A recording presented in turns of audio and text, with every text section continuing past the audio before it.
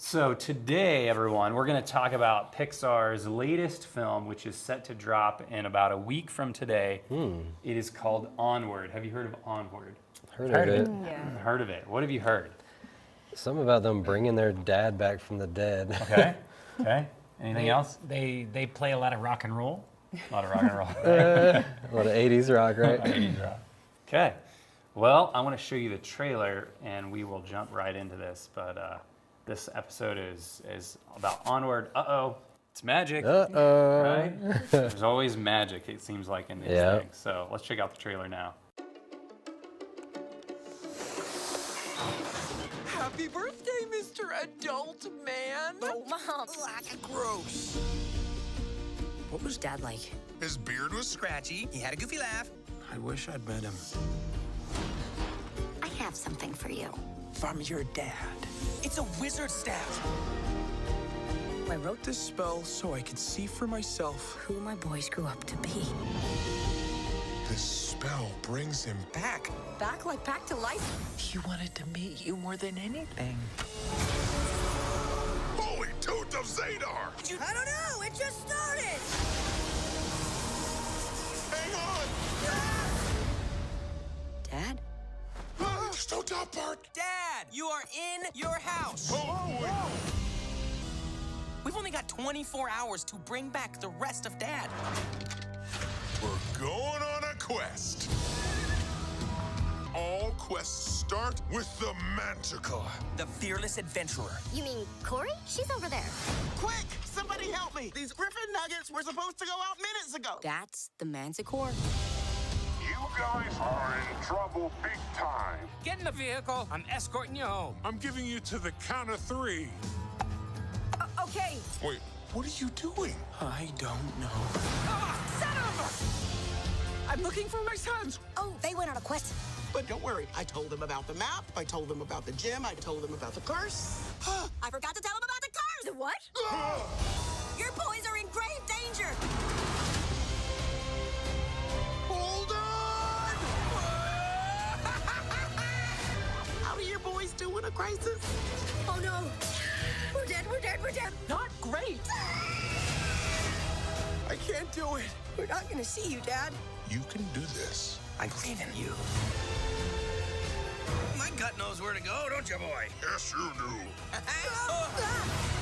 I'm on my way, boys. Just stay out of trouble.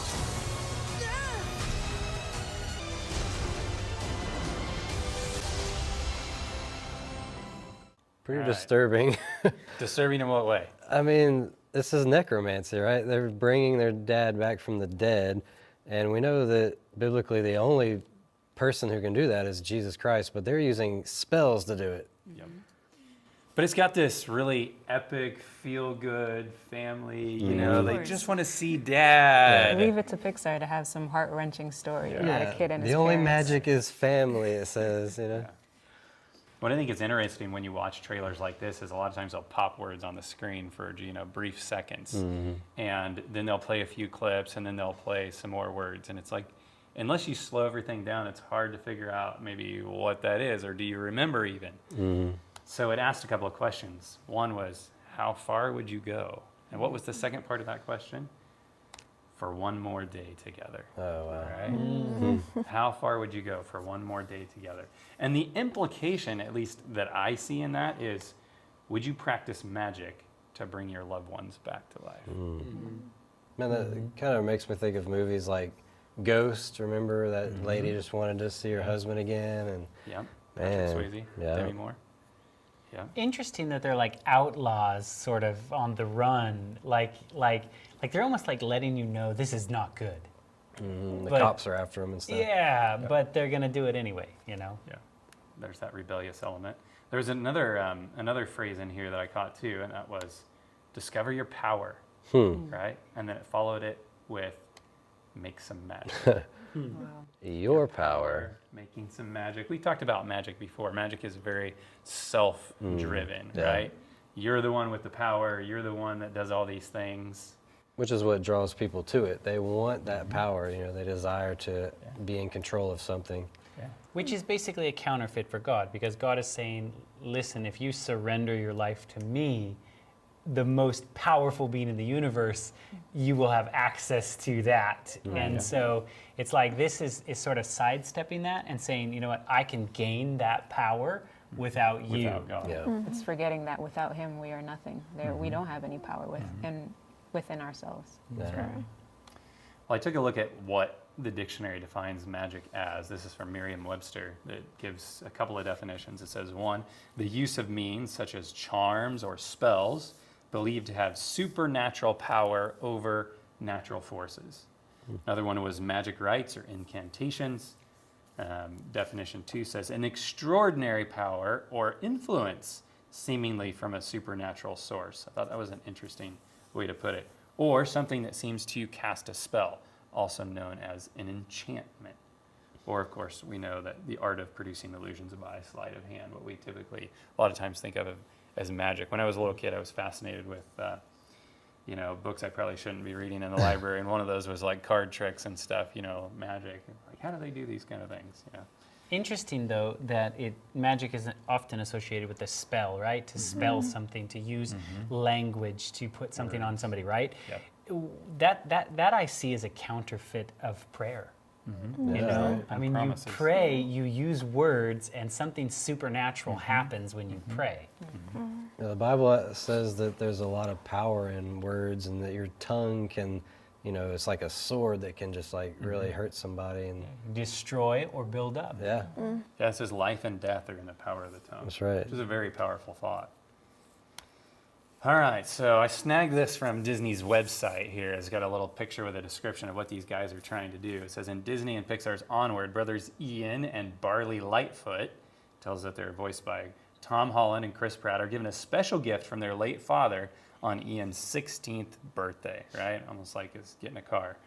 But when an accompanying spell meant to magically conjure their dad for one day goes awry, they embark on a quest fraught with some of the most unexpected obstacles.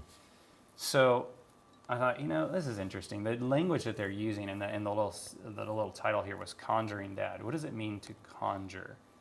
Well, the dictionary says it means to call upon a spirit or a ghost to appear by means of a magic ritual. Oh wow. Right? Lovely. Something you want your children's involved in. Yeah.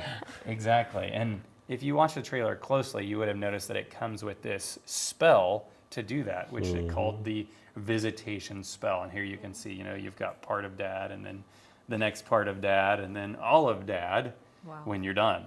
So wait, this is a screenshot of what the book is that he's doing In the he's looking trailer. at? Yeah, this is a screenshot from the trailer. Right. It's crazy to me that, I mean, you got to just think about this. This is kids stuff. Yes, Pixar has a wide range of people that will enjoy this. There'll be adults that'll go to this. But think of all the little kids that go to this, and the first exposure to this kind of material is like, wow, you can actually have spells on people. You know what I mean? Like, that's just nuts. You can talk to your dead relatives. Yeah. This is like leading you to Ouija boards and things. This is the stuff that I was dabbling in when I was a teenager because of, the way movies made it look. And the kids may not be saying the spells, but the act of watching it is an act of participating. And I'll never forget what Eric Wilson said in our, the Holy Yoga LED Live. He said, ignorance does not stop things from working the way they're supposed to. Yeah. So if there's spells being said and spiritualism and magic happening in these films, and we're exposing ourselves to that, yeah, the spirits are definitely going to say, okay, you're opening the door, I will come in. And when the kids repeat those lines and stuff, In ignorance, it's not going to stop it from One working. thing that we brought up in Magic Kingdom, the documentary, was the concept that in Pocahontas, remember, they use a lot of like when she's talking to the tree, and the tree says, listen to the spirits, they're all around you, and then she starts singing a song, and she says like, oh, koku, kokuum, and blah, blah, blah. I don't even remember what it was, but it was not a language that any of us understand, and I actually ran into someone who was part of the Wiccan religion and had converted out of that into Christianity, and she had seen one of our projects and said, oh yeah, they have witch incantations in cartoons all the time. Wow. So that's crazy to think if you're sitting there watching something and there is some sort of real incantation or spell, like what you said with Eric Wilson, it doesn't stop it from working on you if you're ignorantly don't understand it. And I don't think people give creators enough credit. Like these people do extensive research on this stuff. Exactly. Well, we found out in the Owl House that they said that their creative room was just full of witchcraft books. They were open about it. They want to make it seem as real as possible. All right, so here's another one that they put up. This is, you can find these on Disney and Pixar's website. This one's titled En route. It says, these brothers, Ian and Barley, seek an ancient map from the Manticore, once a fearless warrior whose tavern served as a way station for travelers embarking on epic quests. Part lion, part bat, part scorpion, the Manticore has adapted to changing times, but her adventurous spirit still lurks within. What I think is interesting is if you look at this Manticore, they've already given you the gender. But if you didn't know the gender of the Manticore, what would you suspect? It's a female. You would suspect it was female? You mean right off the bat? You mean from the description or from the picture? From the image. From the image? It sounded like a female. It did, it sounded. But if you didn't have that, if you just had the image, what would you suspect? I would suspect a male. Yeah, it does look Okay, so male-ish. why? It's With the dressed in size. male clothes. It's got like a brute size, kind of more shaped like a male. To me, visually, the only cue is the Manticore is wearing red high heels. Oh, interesting. Yeah. But it's like otherwise, could be it's a man's like body in high pants and a heels. belt and a vest and. I agree. You should, if you would have showed us this before the trailer, I think we would have been Yes, saying yes, it's a guy. Yeah. Yeah, has very manly features. For an animal, it's not a human, is it? No, but they're personified. Wearing clothes. That's true. A lot of animals you can't tell unless you look. Yeah. Yeah, I probably should pull in some more screenshots, but anyway, it strikes me as a very manly creature until I, heard It looks the like voice. Beast from Beauty and the Beast. Yeah, it does. It looks like a Beast from Beauty and the Beast, but it's a female character. Now, I noticed something on there. You said that the Manticore thing changes times. changed with the times. Okay. Yeah, it's changed with the times. Now, here's where I'm going with this. Corey Ray is a Pixar producer for this film. She's been working on this film for 6 years. Wow. Okay. And one thing that's kind of striking to me is if you look at Corey Ray's personal life, which you can find this information on Wikipedia, it says this: she's married to another Pixar producer who is a female. And from watching interviews of her, when she talks about this film, she's like very particularly excited about the Manticore. And I don't find it surprising that the character appears to blur gender roles. Yeah. And even more when you look at the book that's being produced for this film. You can find these books on Amazon. This is called Onward, Tale of the Manticore, and it's written by this Mariko Tamaki. And she was awarded the honor of distinction by the Dane Ogilvy Prize, a literary award for lesbian, gay, bisexual, or transgender writers in Canada in 2012. Now, the thing that's striking to me about that is I didn't have to dig that up. That was in the Amazon description Right. for the book. And so it's like they're putting it out there and highlighting it, and it's specifically about the Manticore. So I'm like, it's kind of odd to me that this character's all dressed, very manly and has this gruff nature. Isn't that weird? Voice. That's like you're looking up a kid's book on Amazon, and that's what they tell you straight up. I'm just trying to find a kid's book. I wouldn't buy this, and you get all these, details about her sexual life or whatever. Yeah, it is odd, and it gets even more odd, I think, as we go along. Other books that you can find for kids about this film. So we'll get into that in a little bit. So the Manticore, what is the Manticore? I looked this up on Encyclopedia Britannica, and basically a Manticore is this creature like they described, has the body of a lion, the tail of a dragon or a scorpion, the head of a man, and then it had this interesting piece. It said medieval writers used the Manticore as a symbol of the devil. Dang. That's interesting. Straight up. Wow. So in essence, it's the devil that sets them on their quest Wow. to get their dad for another day. Well, of course it is. It wouldn't be Jesus. Right. It's magic. Right. That's But- crazy. Yeah, it is crazy. And so you can find that map. It's actually in the tavern when you look, and as we blow that up, it's on the wall of adventure, and you can see there's this map for when you go looking for the Phoenix gem. Okay. And so there's another book. You can also find this on Amazon. It's called In Search of the Phoenix Gem, an Inquestigation. So what exactly is the Phoenix Gem, and why is it that they need it? Why they need it I thought was kind of hard to find out. I didn't find any details about the movie, but I did find something about the Phoenix Gem on another website. Just to clarify, they need the gem for the staff to work. I those think two they need elements the need to- gem. Yeah, I think they need it to help finish bringing their dad back. There wasn't a lot of detail like that. All I know is they're searching for it, but then like how that fits in the exact storyline, I don't know. I mean, the whole thing has not released yet, so it's a little hard to tell. Okay. But there's this website I came across called Lexicanum, and they talk about the Phoenix Gem. It was like the only place I could find where they're talking about the Phoenix Gem, so I'm guessing this is the inspiration for their source. Here's what it says. The Phoenix Gem is an elder artifact. At the height of the war in heaven, Assyrion himself was laid low by the chill blades of his foes. Now, Assyrion is the Phoenix King, or he's like the chief of the elder gods. And it goes on to say, describes him being brought back to life. And then it says, even now, it can still return life to the fallen. So that's why they need it, to bring back their dead dad. That is what I'm guessing. This Makes is sense. being used to help restore life. So kind of an interesting description. That's the only thing I could find on the internet about what a Phoenix Gem was. Interesting. And the phoenix rising from the ashes is a very occultic, like regeneration, bringing back something new. Yeah, I was thinking about that too. Yep. So what else can you get on Amazon? Well, when I was looking up some of these other books, this one came up. And you can get this book called Onward, The Wizard in You. Of course. And what does this book have? It has spell cards. Wow. There are actually 12 spell cards inside. Now, the book has not been released yet, so you can't actually even get a preview of what these spell cards look like. Dude, this is like, it's just getting so much, we've been building up to this. We had Pokemon cards, all these things. They make these things look innocent to the point where now it's like, let's get some spell cards for the kids. Yeah.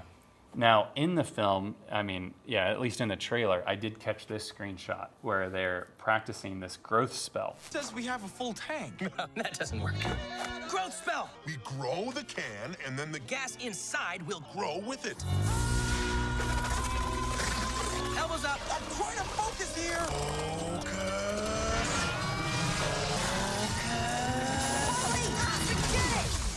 It worked! The can is huge! And the van is huge. And you're... Oh no. They're actually, they run out of gas, and so then they're trying to get more gas. And so they figure, okay, well, there's a little bit left in our can, so if we use a growth spell in the gas can, it'll grow the can and grow the gas inside of the can. Well, the whole thing goes wrong, but this is a screen capture for the growth spell that they actually have in the book. It looks like they have some guidelines on how a die, like some dice, Wow. And if you look at Barley's vest, he has what looks like a D&D dice on there. Yeah, I noticed that. And so there's all these parameters on if the die comes up to this value, you can grow the can like this much in proportion. So there's a little bit of that going on. So there was an argument presented after the My Little Pony video that these shows are just a display of magic. They're not teaching magic. What? Okay. So like they're not teaching a child exactly how to perform magical spells and all these things.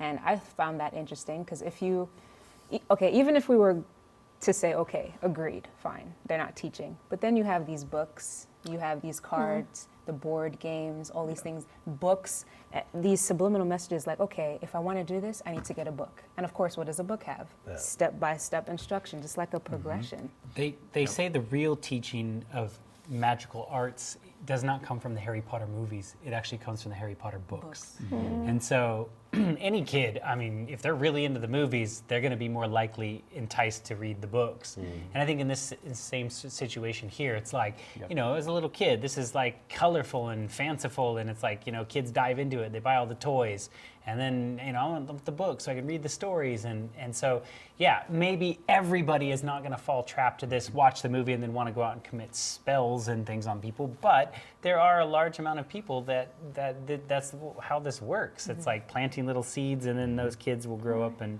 get involved in this. I'm going to make a prediction. They're probably going to make a board game out of this, considering you have dice to roll to make the spell. Maybe. You got the spell cards, you got your dice. Let's play Onward, family. Let's.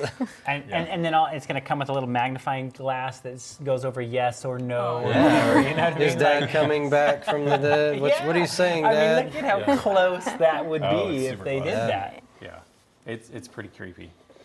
Well, that's about as far as I'm going to take all of this information, and I want to talk about a little bit about what the Bible has to say about that, because the Bible has some strong language on magic and practicing magic and doing spells. It says in Leviticus 19:26, it says, "You shall not eat anything with the blood, neither shall you use enchantment or observe times." And if you think back to the dictionary definition that we had from Merriam-Webster, it actually used the word enchantment.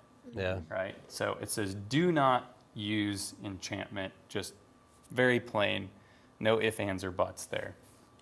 I also found this in Micah 5:12. It says, this is God talking to the children of Israel and talking about what he's going to do in their nation. "And I will cut off witchcrafts out of thine hand, and thou shalt have no more soothsayers." Clearly, God is looking at this nation of Israel, his chosen people, and saying, this is not going to be a part of my nation. I'm going to get rid of this because it's not supposed to be there. I also Makes me worry about our nation. I also guarantee that if you had a window back into Israel, you could see that all the Israelites were doing was just observing how the others worshipped, right? And then very easily they were enticed into those practices. So I think, you know, this is the same sort of thing, like to go back and re-answer what you're doing too. I think just observing and watching is going to ultimately lead you down a path. And God has clear language. I mean, you read the Old Testament, you read the New Testament, same sort of thing, like witchcraft, sorcery, magic, all that stuff, like God will cut you off. True. Yeah. And it's true, God does offer a hedge of protection. But if you continually put yourself in that position and you decide, no, I'm going to sit and observe this, he's going to respect your decision and kind of back off. And that way the devil has full reign over that person. We also have the story in the Bible of the king of Israel, Manasseh. Manasseh, he had an interesting life. He came to be king at about 12, I think it was. And he reigned for longer than any other Israelite king, if I remember right. It was like 55 years. I mean, he reigned for a long time. But the Bible says this about Manasseh. It says, "Also he caused his sons to pass through the fire in the valley of the son of Hinnom. He practiced soothsaying, used witchcraft and sorcery, and consulted mediums and spiritists. He did much evil in the sight of the Lord to provoke to anger." Wow. Much evil. God is like not pleased with this at all. This was the king of Israel? Was the king of Israel. And he was actually taken into captivity. And it was in captivity that his heart turned back to the Lord. And he repented. You know, he had this, what have I done moment? You know, I've spent so much time, so much of my life doing evil. He woke up, he repented, God restored him back to Israel, and when he got there, he tried to undo everything that he had done. Awesome. And God blessed, but at the same time, it was like he couldn't undo everything. The people had already gone so far, and they were so enraptured by witchcraft and all these other things that he had done and idol worship that he couldn't turn the nation of Israel away. They still continued on. But he had a repentant heart, and he turned away from that. And I would expect, given his repentant heart and all that he did to turn away, I would expect Manasseh is probably one of those kings you'll find in heaven. Amen. And that's probably going to be a surprise to some people. Yeah, right. You know, because they were like, dude, you killed me, Wow. you know, or you did this. But Manasseh, he turned away from all that. But God does not talk about what he did in a pleasing light. The Bible also tells us in Galatians 5:19 through 21, it says this, "Now the works of the flesh are evident, which are adultery, fornication, uncleanness, lewdness, idolatry, sorcery, hatred, contentions, jealousies, outbursts of wrath, selfish ambitions, dissensions, heresies," it goes on, "envy, murders, drunkenness, revelries, and the like, of which I tell you beforehand." Okay? So before everything goes down, just as I told you in time past, that those who practice such things will not inherit the kingdom of God. So in other words, those who persist in practicing those things. Not if you've done that and turned away, but if you say, I don't care what God says, I'm going to do witchcraft, I'm going to, participate in whatever activity I want to, then God is saying, I'm sorry, heaven is not a place for you. Yeah, that's a rebellious spirit. It is. Thank God that he does forgive people who have messed with that stuff, And then what happens at the end of the book, right? We're all familiar with the end of the book. We know at the end of the book, Jesus wins, heaven is a great place, right? What does it say about heaven? It says, "But the cowardly, unbelieving, abominable, murderers, sexually immoral, sorcerers, idolaters, and all liars shall have their part in the lake which burns with fire and brimstone, which is the second death." It also tells us in Revelation 22:15, "But outside," and it's talking about the heavenly city, right? After all the redeemed are safe inside the New Jerusalem, it says, "But outside are dogs and sorcerers, and sexually immoral, and murderers, and idolaters, and whoever loves and practices a lie." Wow.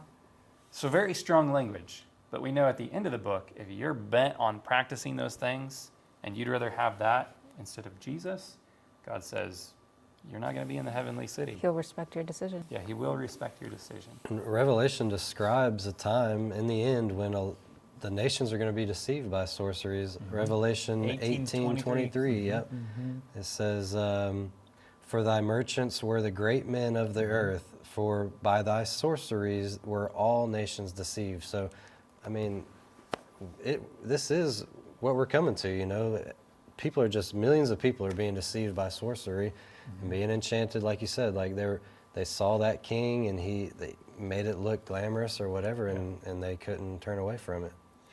Like going back to somebody that's just passively observing, like if you're just watching these things and it's like, okay, fine, I'm not going to get involved in sorcery, I'm not going to get involved in witchcraft, right? But that in itself is just numbing your mind to those kind of things. And so when the real sorcery, like in the end of the world, the end time people are going to deal with some serious deceptions. So if you can't discern a simple deception, just like a simple movie like this, and say, okay, I don't want anything to do with this as witchcraft and things that are immoral to God.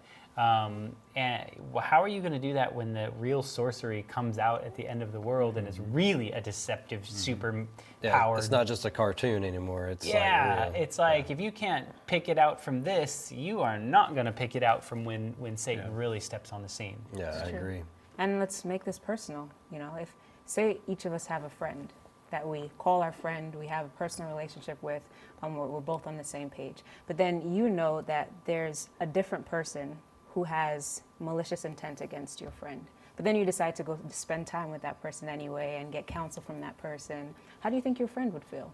So how do you think Christ feels when you're spending your time engaging in the devil's entertainment and all these things? How do you think God feels in that situation?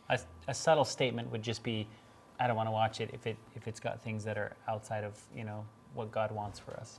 Yeah. Well, I'm thankful that Jesus is the one that has the power. We don't need to take any of these things from the world, the witchcraft, the magic, any of that. We can go to Jesus. Jesus has all the power in the world. So if you have problems, you want to go to Jesus because he can solve all your problems. He has all the power. He has all the right. And when he was here on this earth, we know that the demons were subject to him. The spirits were subject to him. He cast them out, and he is the one that can help you in your life. And whatever struggle it is, it doesn't have to be magic or sorcery. It can be anything. Christ provides the victory and power to overcome, and we can all be very thankful for that. Amen.